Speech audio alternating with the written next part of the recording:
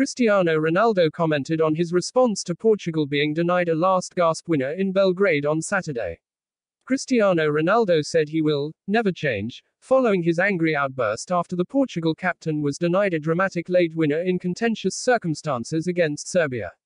Ronaldo was convinced his last-gasp effort crossed the line, but the officials gave the all-clear as 10-man Serbia rallied from 2 goals down to secure a 2-2 draw in World Cup qualifying on Saturday.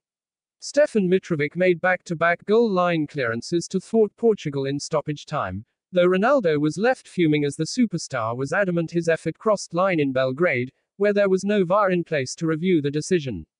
Ronaldo was booked for his protestations before he angrily threw his captain's armband on the floor and walked off the field with just seconds remaining. Afterwards, Ronaldo used Instagram and social media to discuss the controversial incident away to Serbia in the Group A showdown. "Being captain of the Portugal team is one of the greatest pride and privileges of my life," Ronaldo wrote. "I always give and will give everything for my country, that will never change. But there are difficult times to deal with, especially when we feel that an entire nation is being punished. Lift your head and face the next challenge now. Come on, Portugal." Portugal head coach Fernando Santos revealed, embarrassed, referee Danny Makely apologized post-match in the Serbian capital. "The referee apologized to me in the booth and told me he was embarrassed," Santos said during his news conference. "I was in the dressing room with him and he apologized to me. He had told me on the pitch that he was going to see the images and that if it was the case he was calling me to apologize, and so it was. It is the second time in a qualifying phase that they apologize after the game. I told him on the field that such a test there is no VAR or goal line. Incidentally, one of the things he told me was that the goal line was important, but I told him that the ball was half a meter inside the goal. There was no obstacle between the goalkeeper and the goal line. We have to rethink. The referees are human and make mistakes, but that's why there is the VAR and the goal line technology to avoid this."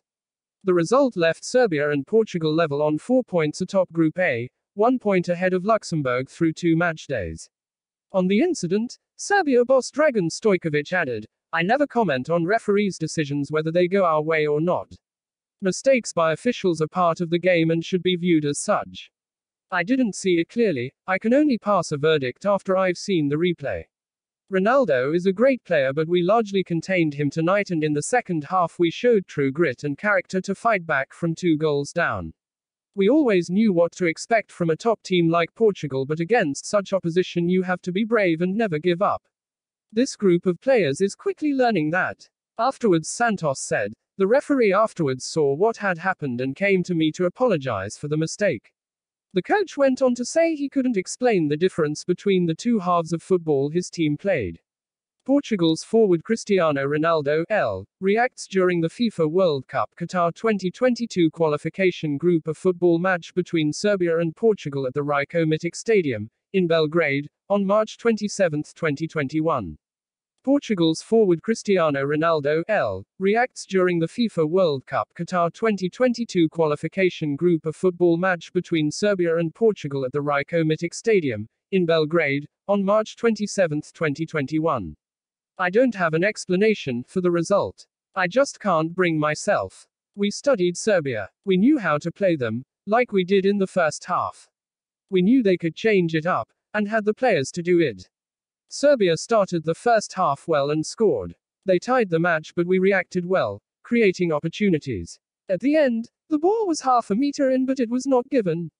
It would have been a just result if it counted. Of course, it does not make up for the fact that we didn't do well enough. But, if we had the ball in the goal, it should have counted.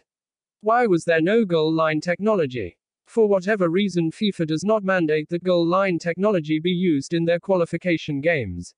Only they would be able to tell you why. Given how successful it has been, especially compared to its more controversial sibling VAR, it seems incredible that goal line technology is not being used in a World Cup qualifier in 2021.